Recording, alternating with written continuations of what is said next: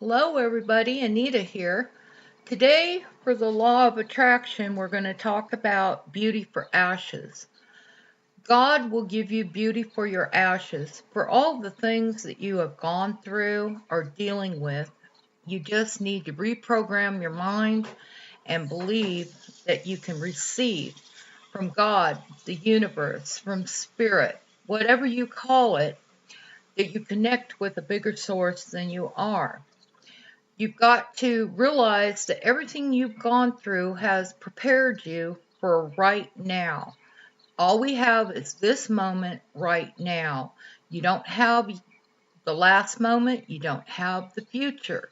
You have right now, so live it to the fullest. Beauty for ashes is turning everything that was discouraging into your life into a blessing. You do not have to be discouraged. You can reprogram your mind. You can believe. You can start talking and writing, script writing the way you want your life to be.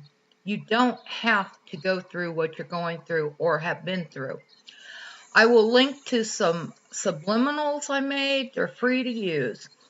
I also do geared towards whatever you want to do. I do charge for those.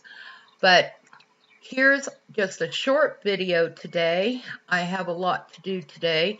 So I'll get back to you later today or tomorrow.